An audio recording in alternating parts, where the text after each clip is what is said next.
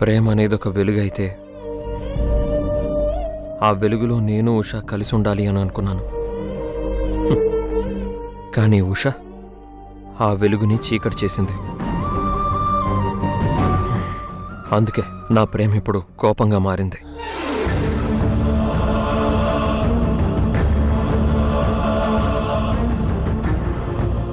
నువ్వు చెప్పింది నిజమే కిరణ్. ఉష ప్రవర్తన నిన్ను బాధపెట్టింది. ఆ గాయం లోతు కూడా మాకు తెలుసు. కానీ నువ్వే ప్రాణం అనుకున్న ఉషను నువ్విలా తప్పుపట్టడం కరెక్ట్ కాదురా. తన ప్రవర్తన వెనక ఏదో ఒక కారణం ఉండే ఉంటుంది. ఆ కారణం తెలియకుండా తనని నిందించటం న్యాయం కాదురా. చూడండి నాన్న, మీరు నాకెంత నచ్చ చెప్పాలని చూసినా ఈ విషయంలో మాత్రం నేను వెనకడుగు వేయను.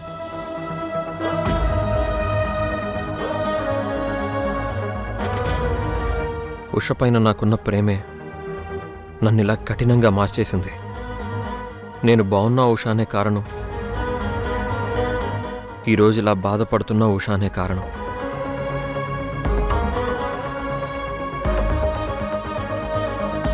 అందుకే ఈ విషయంలో నేను ఇంకా మారలేను. సరే నాన్న, నీ మనసు ఇప్పుడు బాలేదు. అందుకే ఇక్కడ నువ్వు ఒంటరిగా ఉండడం కన్నా కొన్ని రోజులు మన ఇంట్లోనే ఉందు గాని పద. లేదమ్మా, నేనెక్కడికి రాను. నన్ను ఇలా ఒంటరిగా వదిలేయండి. అయినా ఒంటరితనం అనేది ఒక శాపం కావచ్చు, కానీ చాలా రోజుల నుండి అది నాకు బాగా అలవాటైపోయింది. నేను ఇక్కడే ఉంటాను.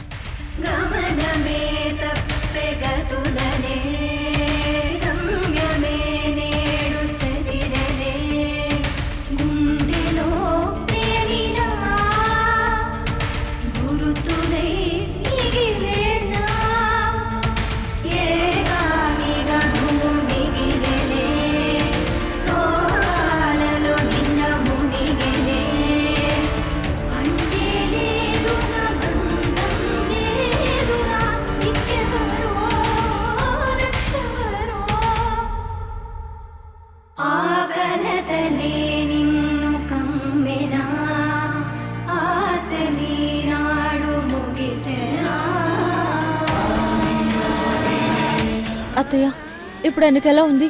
నీరసం కొంచెమైనా తగ్గిందా? ఆయన ఇక్కడికి రమ్మని పిలిచారా?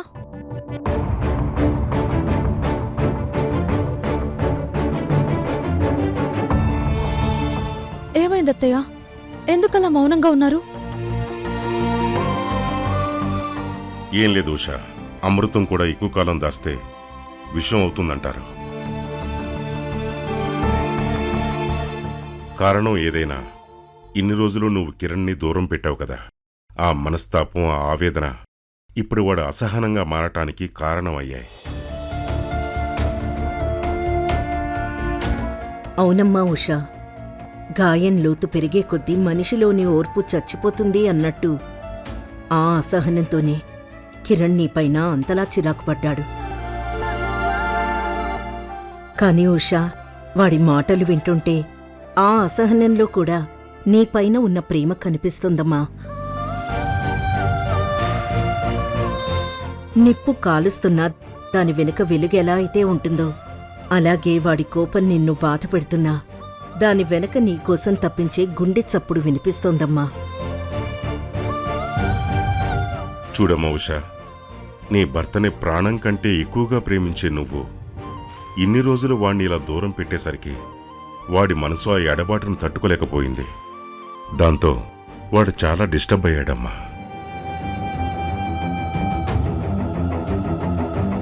వాడి బాధని మేము అర్థం చేసుకుని నచ్చజెప్పాలని చూశాం. అయినా వాడు మా మాట కూడా వినలేదమ్మా. ఉష పైన నాకున్న ప్రేమే నన్ను ఇలా కఠినంగా మార్చేసింది. నేను బాగున్నా ఉష అనే కారణం, ఈరోజు ఇలా బాధపడుతున్న ఉష అనే కారణం. వాడి ఆరోగ్యం ఇంకా అలానే ఉంది. కనీసం టాబ్లెట్ వేసుకోవడానికి కూడా వాడు ఇష్టపడట్లేదు. అది తలుచుకుంటేనే భయంగా ఉంది.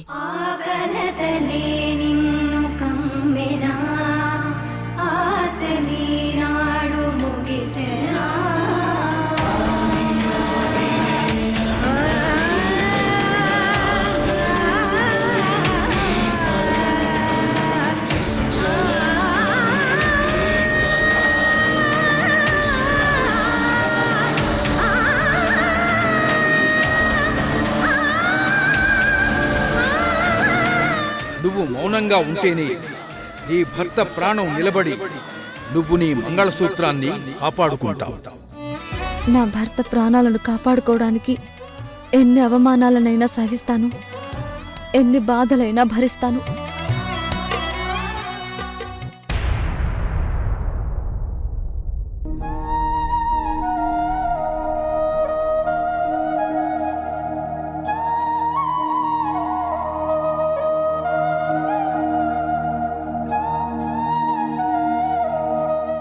ఏమండి, నన్ను చూస్తుంటే మీకేమనిపిస్తుంది? నేనొక భారంలాగా అనిపిస్తున్నాను కదా? అలా మాట్లాడితే వింటి సునంద, నేనెందుకు అలా అనుకుంటాను? లేదండి, ఆ రోజే నేను రోడ్ యాక్సిడెంట్లో చనిపోయి ఉంటే నా వల్ల మీకింత బాధ, ఇంత మానసిక నరకం ఉండేది కాదు కదా అనిపిస్తుంది. అసలు పసిపిల్లాన్ని ఎత్తుకెళ్ళడానికి మన మీద అంత కక్ష ఎవరికి ఉందండి? అసలు మనం ఎవరికి ఏం ద్రోహం చేశామని ఆ దేవుడు మనకింత పెద్ద శిక్ష వేశాడు.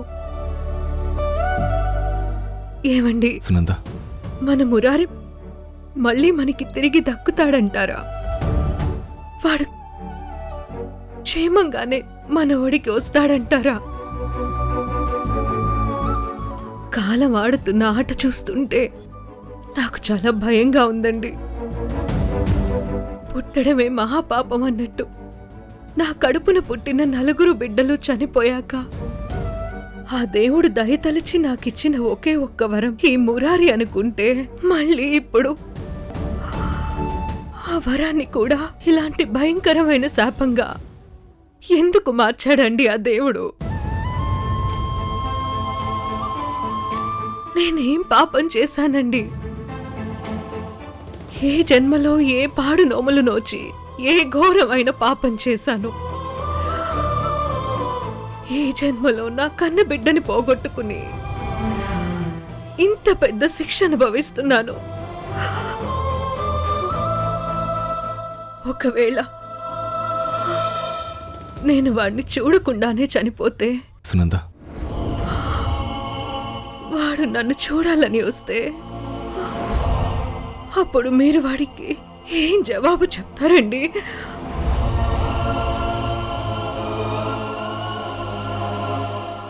అమ్మ ఏది, అమ్మ ఎక్కడికి వెళ్ళిందని వాడు మిమ్మల్ని అడిగితే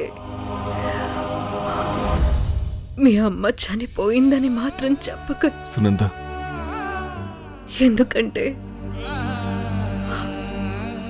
నా కొడుకు ఆ మాట విని తట్టుకోలేడండి. కావాలంటే మీ అమ్మ నీ మీద అలిగి కోపంతో దూరంగా వెళ్ళిపోయింది. తన కోపం తగ్గితే గాని మళ్ళీ నీకోసం వస్తుంది, వచ్చి నిన్ను తన గుండెలకు హత్తుకుంటుంది అని చెప్తారు కదా. సునంద, ఇలాంటి మాటలు మాట్లాడి నా గుండెను ముక్కలు చేసి నన్నింతలా బాధ పెట్టుకు. నీ మాటలు వింటుంటే నా ప్రాణం పోతున్నట్టుంది. అయినా నీకేం కాదు సునంద, నీ ప్రాణానికి ఏ హాని జరగదు. నా మాట విను. తొందరలోనే మన మురారి ఆచూకీ తెలుస్తుంది. తరుణ్ గారు రాత్రి పగలు వాడి కోసమే వెతుకుతున్నారు. మన మురారి మళ్ళీ నీ దగ్గరికి వచ్చేస్తాడు.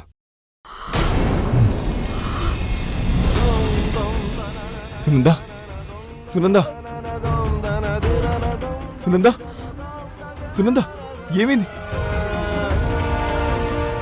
సునందా, ఏమైంది? సునందా, సునందా, సునందా, డాక్టర్, డాక్టర్, సునందా, సునందా, ఏమైంది? సునందా, డాక్టర్, ఒకసారి చూడండి.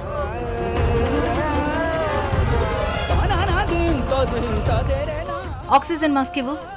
ఆగు సునందా, నీకేం కాదు. ఇంజెక్షన్.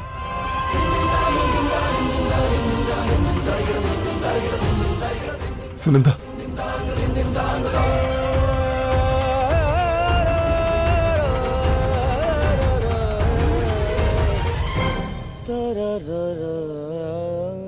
సునంద,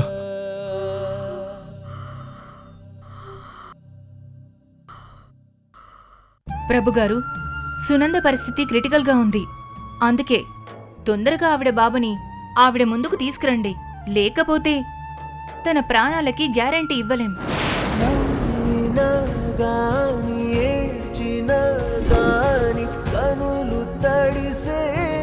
సిస్టర్, డాక్టర్ ఇక్కడే ఉండి పేషెంట్ ని అబ్జర్వ్ చేస్తూ ఉండు. అలాగే డాక్టర్.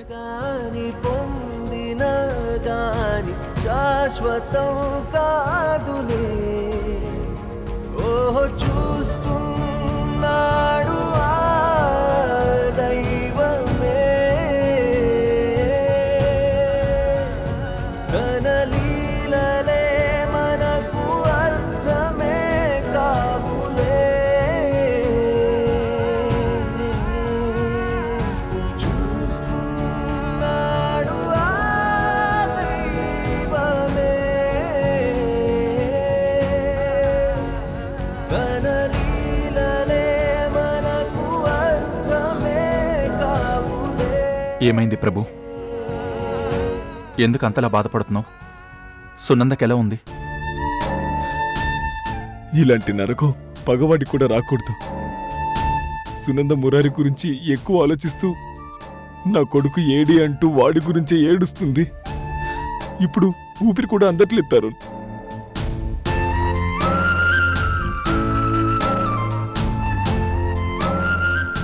మురారి ఎక్కడున్నాడో, ఎలా ఉన్నాడో, వాడి ఆచూకీ ఎలా తెలుస్తుందో అర్థమే కావట్లేదు. నేనిక్కడికొచ్చింది మురారిని ఎత్తుకెళ్లిన వాడి గురించి డీటెయిల్స్ తెలుసుకోవడానికే. ఇంతకీ మురారిని ఎత్తుకెళ్లిన వాడు మీకేమన్నా ఫోన్ చేశాడా? లేదా మీ ఫోన్కేమైనా బెదిరింపు మెసేజ్లు పెట్టాడా? అసలు మీరెందుకు వాడి వివరాలు కానీ, వాడు మిమ్మల్ని అడుగుతున్న విషయాలు కానీ నా దగ్గర దాస్తున్నారు?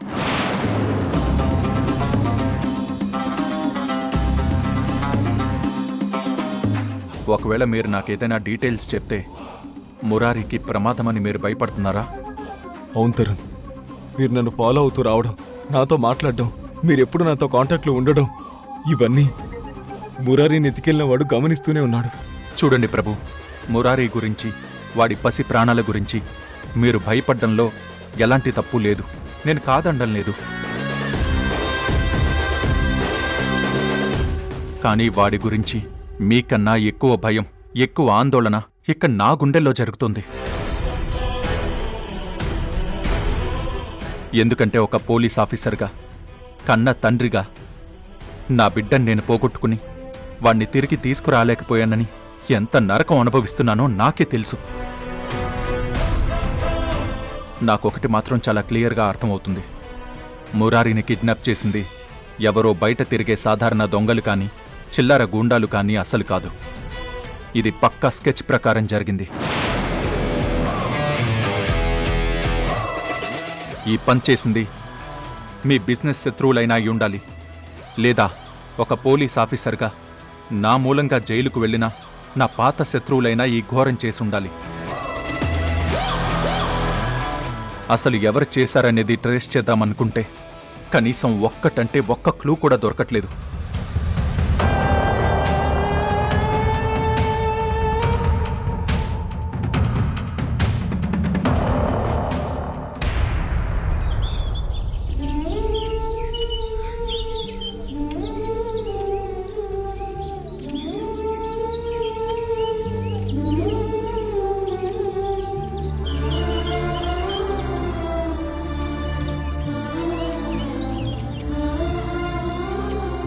ఏమైంది ఉషా? ఏం ఆలోచిస్తున్నావు? ఆయన నా పైన చాలా కోపంగా ఉన్నారని తెలిసిన దగ్గర నుండి ఆయన్ని కలవడానికి భయంగా ఉంటుంది. అందుకే కలవడానికి ప్రయత్నించడం లేదు. అలా అని ఆయన్ని కలవకుండా ఉండలేననిపిస్తోంది. అదే ఉషా ప్రేమంటే. అవతల వ్యక్తి మనపైన ఎంత కోపంగా ఉన్నా మనకు వాళ్ళపైన ప్రేమ ఉంటే ఎప్పుడు వాళ్ళ పక్కనే ఉండాలి అనిపిస్తుంటుంది. అయినా నాకు తెలియక అడుగుతాను, నువ్వు నీ మనసులోని ప్రేమను ఆయనకు అర్థమయ్యేలా చెప్తే కిరణ్ గారు వెంటనే కూల్ అయిపోతారు కదా. నువ్వు చెప్పింది నిజమే, కానీ ఆయన అప్పట్లా లేరనిపిస్తోంది.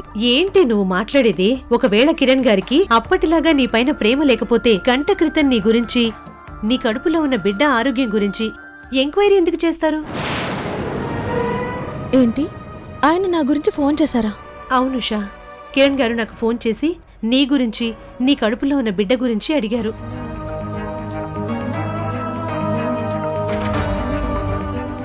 నేను ఉషా ఈ మధ్య మీ దగ్గరికి వచ్చిందా అని క్యాజువల్గా కిరణ్ గారిని అడిగాను. ఆ మాట విన్న కిరణ్ గారు అసహనంగా ఫీల్ అవుతూ, ఉషా నా దగ్గరికి ఎప్పటికీ రాదు, వచ్చే ఛాన్సే లేదు, వచ్చినా నేను అంగీకరించను అని సీరియస్గా చెప్పారు. నేనెందుకు చెప్తున్నానో అర్థం చేసుకో ఉషా. ఇన్ని రోజులు నువ్వు దూరం పెట్టేసరికి కిరణ్ గారిలో గ్రాడ్యువల్గా చేంజ్ వచ్చింది. ఆలస్యం చేయకుండా వెంటనే కిరణ్ గారి దగ్గరికి వెళ్ళిపో, లేకపోతే నీ జీవితాన్ని నువ్వే చేజాతులారా పాడు చేసుకున్న దానివవుతావు.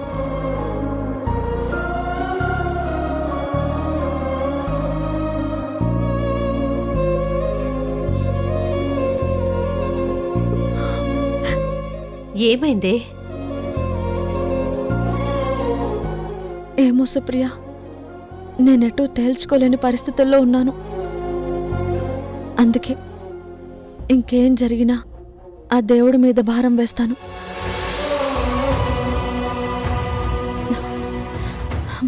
సరే, నేను వెళ్ళొస్తాను. ఏ ఉషా, ఒక్క నిమిషం, ఈ ఫొటోస్ చూడు.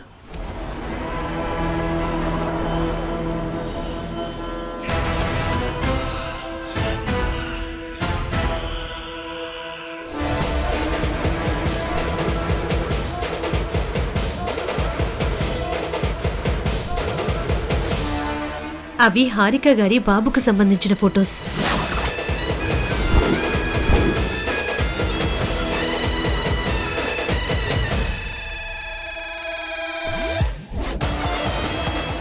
హారిక అక్క బాబు గురించి నీకెలా తెలుసు? ఉషా, హారిక గారి బాబు గురించి తరుణ్ గారికి, ప్రభు గారికి, నీకు మాత్రమే కాదు, నాకు కూడా తెలుసు.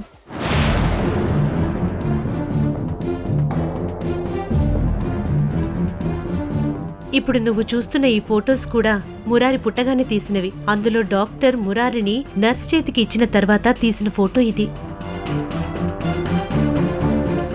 ఇందులో మురారితో పాటు నర్స్ చేయి పడింది. ఆ నర్స్ చేతి పైన ఉన్న శ్రీరామ అనే పచ్చబొట్టు కూడా కనిపిస్తుంది.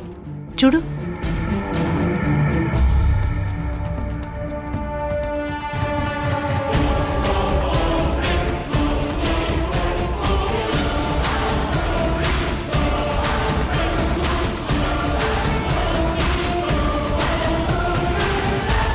అయితే తన గురించి ఎందుకు చెప్తున్నాను అంటే, ఎవరైతే ఈ నర్సుందో తనే ప్రభుగారి దగ్గర డబ్బు తీసుకుని మురారిని వాళ్ళకిచ్చేసింది. అది సరే, ఈ డీటెయిల్స్ నీకెలా దొరికాయి? డాక్టర్ రమాదేవి గారి దగ్గర తీసుకున్నాను. మురారి మిస్ అయిన దగ్గర నుండి నేను కూడా బాబుని వెతకడం మొదలుపెట్టాను. అందులో భాగంగా ఈ నర్స్ ఏమైనా డబ్బు కోసం మురారిని తీసుకువెళ్ళిందేమో అని ఆ నర్స్ కోసం కూడా వెతకడం మొదలుపెట్టాను.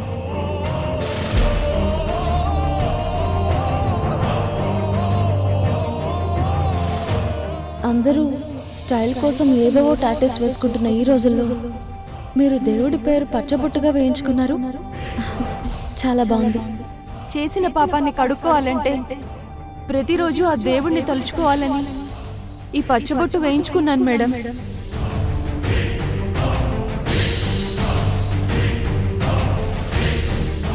ఏమైందే అంత టెన్షన్ పడుతున్నా? ఏం లేదు, నేను మళ్ళీ కలుస్తాను.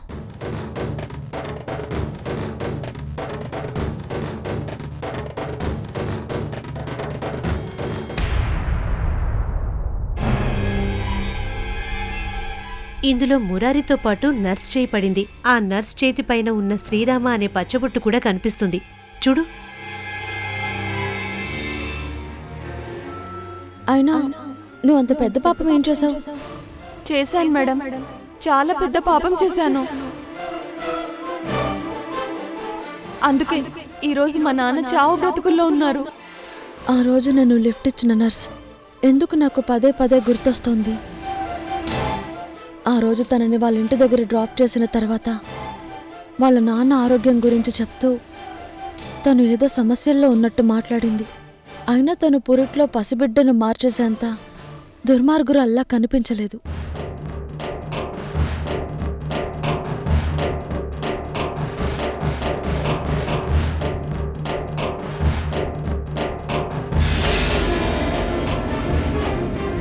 అందుకే నా మనసుని రోజు నేను ఇలా ముక్కలు చేసుకోవాలని అనుకోవడం లేదు.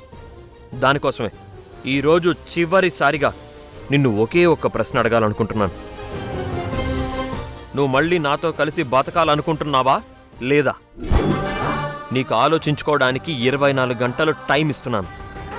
రేపటికల్లా నీ మనసులో ఉన్న సమాధానం నాకు చెప్పాలి.